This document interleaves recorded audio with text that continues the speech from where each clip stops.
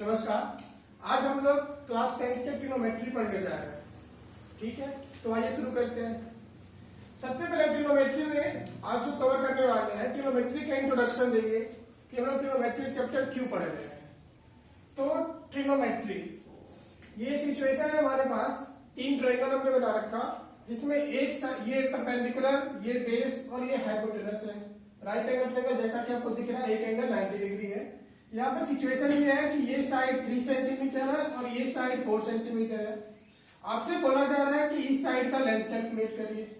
आप यहाँ पे क्या करिएगा, पाइथागोरस थ्योरम का यूज करके इस साइड का लेंथ कैलकुलेट करेंगे और बताएंगे कि इस साइड का लेंथ जो होगा वो 5 यूनिट हो जाएगा। सेकेंड एक सिचुएशन है, यहाँ भी एक राइट एंगल ट्रायंगल है। यहाँ पे क्या है कि ये साइड गिवन है 13 और इस साइड का लेंथ गिवन है 5 यूनिट और इस साइड का लेंथ आपसे पूछा गया है। अच्छा, ये भी हो सकता है कि इस साइड का लेंथ गिवन हो 5 और ये पूछा जाए आपसे, तब भी दोनों सेम अप्रोच लगाओगे। यहाँ भी पाइथागोरस थ्योरम का यूज करेंगे और बताएंगे कि इसका जो लेंथ होगा वो 12 यूनिट होगा। थर्ड केस हमारे पास क्या है, यहाँ भी एक राइट एंगल ट्रायंगल है जिसमें एक एंगल गिवन है 30 डिग्री और आपसे पूछा जा रहा है कि इस एंगल बताओ, ये एंगल कितना होगा।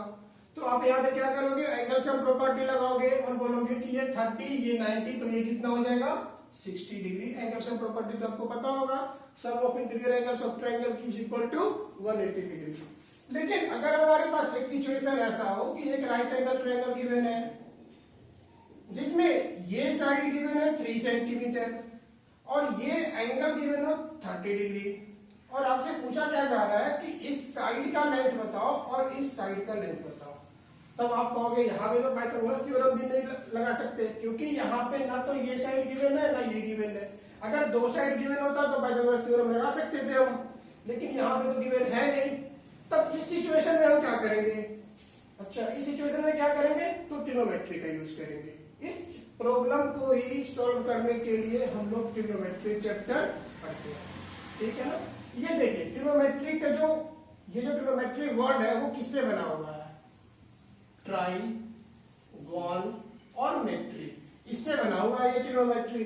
ये ट्राई मतलब क्या होता है, ट्राई मतलब होता है 3, गॉन मतलब क्या होता है साइड्स और मेट्री मतलब क्या होता है मेजरमेंट। अच्छा, इसका मतलब क्या हुआ, मेजरमेंट ऑफ 3 साइड्स। अच्छा, इसे हिंदी में मीनिंग जो होता है ट्रिग्नोमेट्री का वो होता है त्रिकोणमिति। अगर इसे ब्रेक करेंगे तो यहां भी 3 है, मतलब क्या होंगे 3। कोण मतलब होता है एंगल्स, ठीक है, कोण मतलब होता है एंगल्स और मिति मतलब होता है मेजरमेंट। मिति मतलब क्या होता है मेजरमेंट। तो अगर हिंदी मतलब यहां पे समझेंगे तो वहां से भी इसका मीनिंग क्या निकल रहा है, 3 एंगल्स मेजरमेंट, तो मेजरमेंट ऑफ 3 एंगल्स। अगर इंग्लिश मतलब से यहां समझ रहे हैं इसका, तो यहां से क्या निकल रहा है, मेजरमेंट ऑफ 3 साइड्स। मतलब ये किसको डील कर रहा है, तो साइड्स के मेजरमेंट को और एंगल्स के मेजरमेंट को, और साथ ही यहाँ पे लिखा हुआ है एक वर्ड 3, मतलब 3 साइड्स और 3 एंगल्स। वो कहां देखने को मिलता है, तो ट्रायंगल में। इसलिए हम लोग यहाँ पे जो डील कर रहे हैं वो ट्रायंगल पे ही इस चैप्टर को पूरा कंक्लूड करने वाले हैं। अब बात आती है कि यहाँ पे हम राइट एंगल ट्रायंगल क्यों बना रखे हैं। तो आपके जो सिलेबस है, जो 10th स्टैंडर्ड है, उसमें राइट एंगल ट्रायंगल पे ही ट्रिग्नोमेट्री का एप्लीकेशन सीखना है। अगर कोई और दूसरा ट्रायंगल दिखा तो उसमें भी हम क्या करेंगे, बाई कंस्ट्रक्शन वहां पे राइट एंगल ट्रायंगल बनाने की कोशिश करेंगे, ठीक है, और इस चीज को वहां पे लगाएंगे। अब बात आती है कि ठीक है, ये एंगल गिवन है, ये साइड गिवन है, तो एंगल और ये साइड गिवन है, तो बाकी के 2 साइड हम इस ट्रिग्नोमेट्री के हेल्प से कैसे निकाल सकते हैं। अब तो यही सवाल आता है। तो यहां पे क्या करते हैं ना, एक टॉपिक पढ़ना होता है ट्रिग्नोमेट्रिक रेशियो। टॉपिक का नाम क्या है, ट्रिग्नोमेट्रिक रेशियो। अच्छा, अब समझते हैं इस वर्ड को, रेशियो। रेशियो क्या होता है, रेशियो वर्ड का जब भी आता है ना मन में कि रेशियो मतलब क्या कर रहे हैं, 2 चीज को कंपेयर कर रहे हैं, ठीक है। अच्छा, 2 चीज को कंपेयर कर रहे हैं, यहां पे कैसे लगाएंगे उस चीज को, तो हमारे पास तो एक राइट एंगल ट्रायंगल है, ठीक है। राइट एंगल ट्रायंगल में क्या होता है, परपेंडिकुलर होता है, बेस होता है और ये हाइपोटेनस होता है। हमारे पास तो यहाँ तीन क्वांटिटी है, परपेंडिकुलर है, एक बेस और एक हाइपोटेनस है। यहां पर इस रेशियो को कैसे यूज करेंगे, तो 3 में क्या करेंगे ना, 2 को लेंगे। या तो क्या कर सकते हैं हम परपेंडिकुलर को हाइपोटेनस के साथ ले ले, या तो बेस को ले ले हाइपोटेनस के साथ, या तो परपेंडिकुलर को ले ले बेस के साथ। इसके साथ क्या कर सकते हैं, इसके अलावा कि हम हाइपोटेनस अपॉन परपेंडिकुलर भी लिख सकते हैं, हाइपोटेनस अपॉन बेस भी लिख सकते हैं, और बेस अपॉन परपेंडिकुलर भी लिख सकते हैं। यही 6 केस हमारे पास बनेगा। अब बात आती है, अगर 1 मिनट ये समझ लो कि अगर एक राइट एंगल ट्रायंगल है, ठीक है, राइट एंगल ट्रायंगल है, इसमें आपसे पूछा जाए ना कि परपेंडिकुलर कौन होगा, बेस कौन होगा और हाइपोटेनस कौन होगा। कोई बच्चा बोलेगा सर परपेंडिकुलर ये होगा, बेस ये होगा और हाइपोटेनस ये होगा।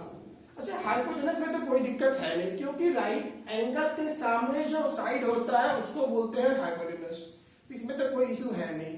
एक बच्चा है ना, वो बोलेगा कि नहीं ये परपेंडिकुलर होगा, ये बेस होगा और ये हाइपोटेनस होगा। उसको टेढ़ा देखने की आदत है, वो ऐसे देखेगा कि नहीं ये परपेंडिकुलर है, ये बेस है और ये हाइपोटेनस। तो क्या गलत होगा, नहीं गलत नहीं होगा, ठीक है ना, क्योंकि अब 10th के पहले आप राइट एंगल ट्रायंगल में किसी को भी बेस मान सकते थे, किसी को भी परपेंडिकुलर मान सकते हो।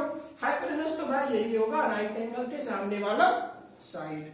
लेकिन जैसे ही ट्रिग्नोमेट्री चैप्टर पढ़ोगे, जैसे इस चैप्टर में आप आओगे, तो यहाँ पर एक रेस्ट्रिक्शन है, और रेस्ट्रिक्शन ये है कि एंगल, अगर इस एंगल पे हम डील कर रहे हैं, जैसा कि बताया है आपको कि ट्रायंगल ट्रिग्नोमेट्री में हम एंगल को साइड के साथ कनेक्ट करते हैं।